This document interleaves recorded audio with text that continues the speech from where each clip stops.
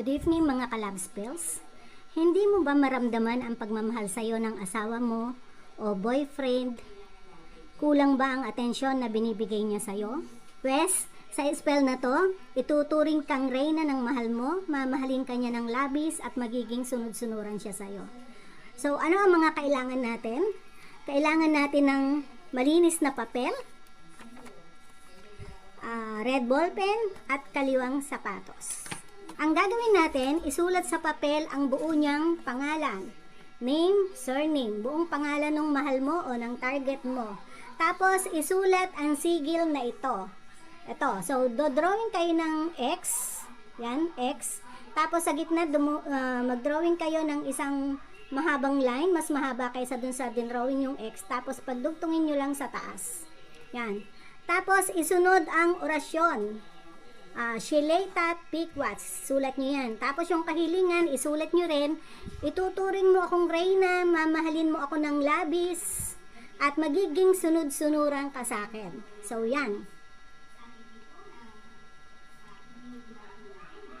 So kulungin natin sa palad natin ang papel na medyo nirarab natin para matransfer ang energy natin sa papel.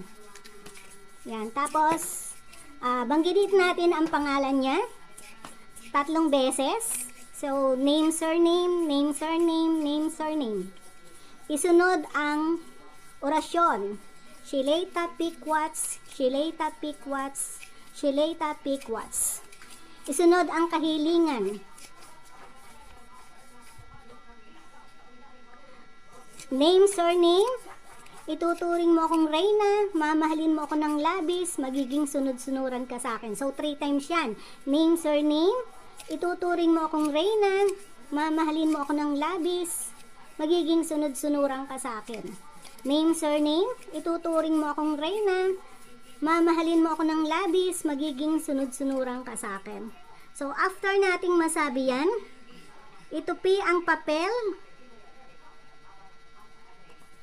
3 times papasok sa'yo. So, 1, 2, 3. Pagkatapos ay itago natin sa swelas ng sapatos. So, tago natin dun sa ilalim. Yan.